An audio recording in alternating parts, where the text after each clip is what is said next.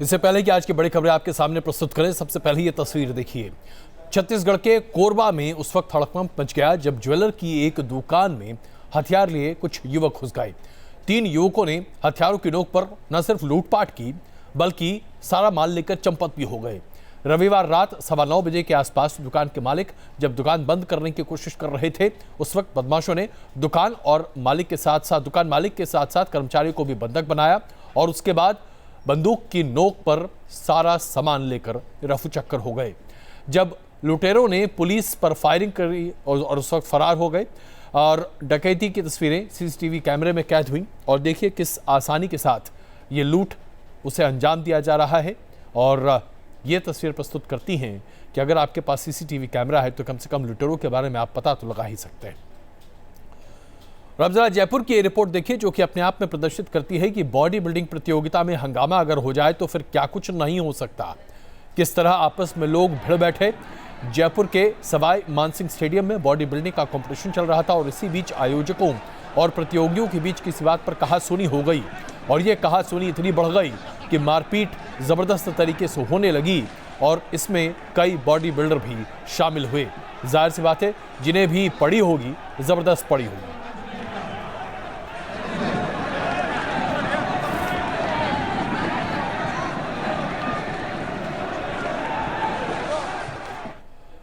और आइए अब आज की सबसे बड़ी खबर आपके सामने प्रस्तुत करते हैं।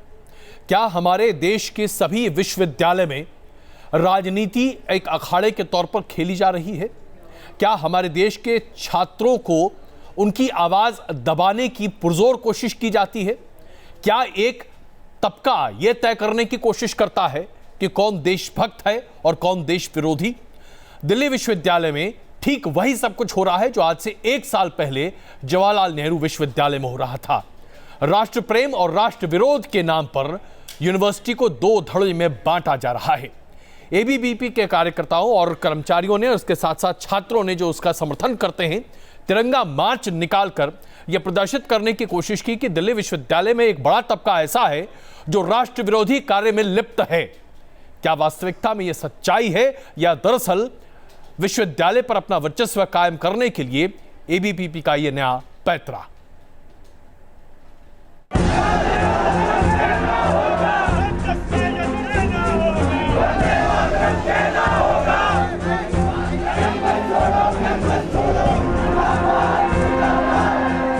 रामजस कॉलेज में नारेबाजी और मारपीट से शुरू होकर राष्ट्रवाद पर छात्रों के बीच ये विवादित बहस आज दिल्ली की सड़कों तक पहुंच गई,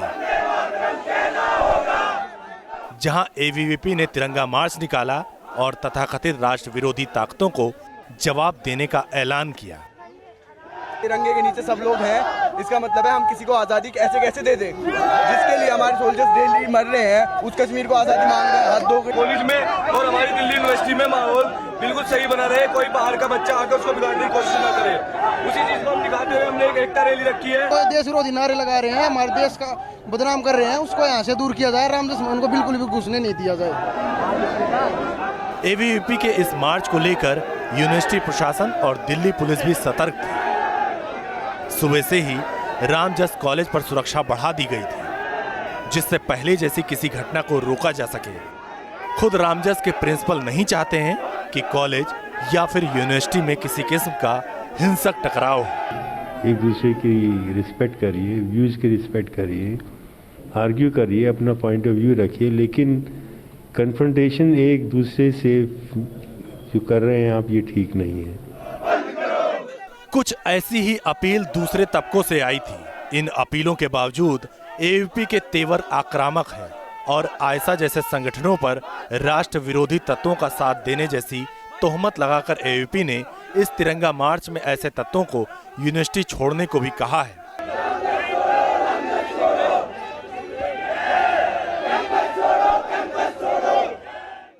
छात्र राजनीति में मतभेद होना या फिर विचारों का टकराव होना आम बात है। इस मामले पर खुद केंद्रीय मंत्री ने कहा है कि छात्रों को अपनी बात कहने का पूरा हक है, लेकिन एक हक के अंदर। अभिव्यक्ति की आजादी को जब आप डिफाइन करोगे तो क्या एक ही सीमा तक एक ही वर्ग को अभिव्यक्ति की आजादी मिलेगी? दूसरे वर्ग को भी मिलेगी ना। जैसे जेएनयू का हुआ, तो वामपंथियों को अभिव्यक्ति की आज़ादी मिली, तो फिर वहाँ एबीवीपी को भी अभिव्यक्ति की आज़ादी मिलेगी। आप लिमिट तय करिए ना अभिव्यक्ति की आज़ादी यानी क्या। हर नसीहत, हर जुबान यही कह रही है कि छात्रों को दायरे से बाहर नहीं जाना चाहिए। बावजूद इसके एबीवीपी के तेवर और उसके एक्शन लगातार आक्रामक होते नजर आ रहे हैं। दिल्ली से गौरव अरोड़ा के साथ सैयद आमिर हुसैन, न्यूज नेशन। जहां एबीवीपी और वामपंथी समर्थित तमाम स्टूडेंट्स यूनियन के बीच मारपीट जैसी नौबत आन पड़ी है, वहीं पर एक चेहरा उभर कर आया है जिसने आज इस बात को सवाल के घेरे में खड़ा कर दिया है कि यह सर्टिफिकेट देने का अधिकार किसके पास है कि कौन देशभक्त है और कौन देशद्रोही। और यह चेहरा है गुरमेहर कौर का। गुरमेहर कौर कारगिल शहीद की बेटी हैं, जिन्होंने खुद अपने सोशल नेटवर्किंग साइट्स पर अपनी फोटो, अपनी तस्वीर प्रस्तुत की और कहा कि कौन तय करेगा कि मैं क्या हूं, मैं देशभक्त हूं, देश विरोधी हूं।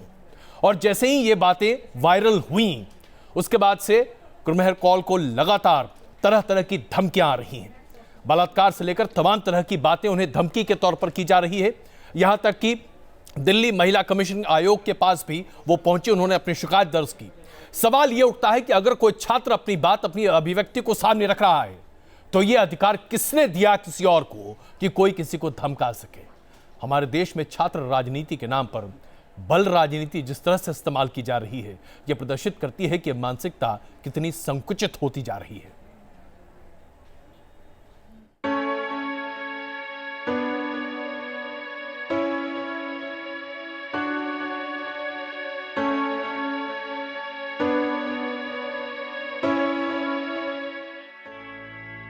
ये है गुरमेहर कौर की वो फेसबुक पोस्ट जिसने गुरमेहर को आज एक ऐसा चेहरा बना दिया जो नफरत और हिंसा का विरोध करती है। शहीद की इस बेटी की आवाज सुनने से पहले देखिए उसके ये खामोश लेकिन मजबूत ऐलान। मेरे पिता को पाकिस्तान ने नहीं मारा, मेरे पिता को युद्ध ने मारा। आज मुझे बिना नफरत के जीना आ गया है। आप भी ऐसा कर सकते हो। मैं अपने पिता की तरह एक सिपाही हूँ। मैं शांति के लिए लड़ रही हूँ। गुरमेहर कौर के ये अल्फाज एक कैंपेन बने तो गुरमेहर के बयानों ने सीधे सीधे एबीवीपी और उनकी राष्ट्रीयता की आवाज को ललकारा। रामजस में एबीवीपी और लेफ्ट विंग यूनियन के टकराव को लेकर गुरमेहर कौर ने साफ तौर पर कहा कि देशभक्ति का सर्टिफिकेट देने का हक किसी को नहीं है। I really want to make the people out there, very famous people, calling me, questioning my nationalism and calling me an anti-nationalist. They don't understand patriotism. Gurmehar Kaur ने यह भी इल्जाम लगाया कि जब उन्होंने यूं एबीवीपी के रुख के खिलाफ आवाज बुलंद की तो उन्हें रेप कर देने की धमकियां भी मिली। मुझे कहा जा रहा है कि मैं एंटी नेशनल हूँ। मुझे अपने नेशनलिज्म प्रूव करने की जरूरत नहीं है किसी को, ठीक है। पर अगर आप एक इंडियन सिटीजन को, I am an Indian citizen, को ये बोलते हो कि हम आपको मार देंगे जान से, हम आपको रेप से थ्रेट कर रहे हैं, देन आप अपनी नेशनलिज्म कंसिडर कर लो। गुरमेहर के इस आरोप के बाद दिल्ली महिला आयोग ने गुरमेहर को मिलने के लिए बुलाया तो साथ ही दिल्ली पुलिस ने गुरमेहर और उनके परिवार को सुरक्षा देने की मांग भी की। मैंने पुलिस कमिश्नर से फोन पे बात भी करी है। हम दो चीजें चाहते हैं इस केस में। पहला तो ये जितने भी लड़के हैं इनको आइडेंटिफाई किया जाए और इनके खिलाफ एफआईआर दर्ज की जाए और इनको अरेस्ट किया जाए। और दूसरा, गुरमेहर कौर और उनके पूरे परिवार को प्रोटेक्शन, पुलिस प्रोटेक्शन प्रोवाइड की जाए। इस पूरे मामले पर केंद्रीय गृह राज्य मंत्री किरण रिजिजू ने भी बयान दिया और कहा कि सेना जैसी संस्था पर सवाल उठाना ठीक नहीं। ऐसा बात नहीं करना चाहिए जिससे भारत के लोगों का और भारत के सेनाओं का मनोबल गिरे। ऐसा कोई बात नहीं करना चाहिए। दूसरा है, अभिव्यक्ति का आजादी होता है, लेकिन इसका मतलब ये नहीं कि आप देश को टुकड़ा करने का नारेबाजी लगाएंगे। हर हिंदुस्तानी को अपनी आवाज उठाने और अपनी बात कहने का हक है। इसी अधिकार का इस्तेमाल गुरमेहर ने भी किया, लेकिन गुरमेहर की बातें एक और बहस का सबब बन गईं। दिल्ली से गौरव अरोड़ा के साथ सैयद आमिर हुसैन, न्यूज नेशन। गुरमेहर कौर के साथ आज जो हो रहा है, क्या उसे किसी भी तरीके से सही ठहराया जा सकता है? लेकिन हमारे देश में अगर कोई बात होती है तो उस पर राजनीति सबसे प्रबलता से होती है। राहुल गांधी भी इस अखाड़े में कूद गए हैं। उन्होंने ट्वीट कर अब अपनी आपत्ति जाहिर की है। उनका कहना है कि भय के इस साम्राज्य के खिलाफ हम अपने छात्रों के साथ खड़े हैं। अरे भाई, आपको बुलाया किसने? लेकिन फिर भी साहब खड़े जरूर हैं।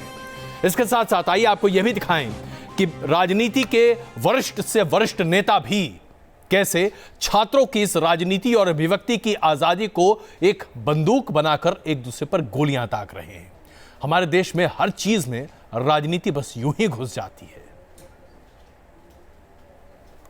आज का जो बीजेपी आरएसएस है, अपने जो छात्र अंग है एबीवीपी, उसके जरिए वो यहाँ पर और कोई विचार को वहां पर प्रकट ना हो कैंपसों में, ये उनका पूरा उद्देश्य है। सद्भाव के लिए और देश के लिए सबसे बड़ा खतरा है तो अखिल भारतीय विद्यार्थी परिषद का बाकी जगह विश्वविद्यालयों में, और भारतीय जनता पार्टी पूरे समाज में जो टकराव पैदा कर रही है, जो जहर घोल रही है सांप्रदायिकता का, वो देश के लिए सबसे बड़ा खतरा है। गुरमेहर कौर के बयान पर शहीद सुनील कुमार विद्यार्थी की बेटियों ने तीखी प्रतिक्रिया प्रस्तुत की है। शहीद विद्यार्थियों की बेटियों का कहना है कि गुरमेहर को कम से कम सेना जैसी संस्था के बारे में ऐसी बातें नहीं कहनी चाहिए। एक के बाद एक अलग अलग प्रतिक्रियाएं आ रही हैं। मुद्दा बहुत छोटा सा था, लेकिन देखिए पिछले 5 दिन में कितना बड़ा बन गया।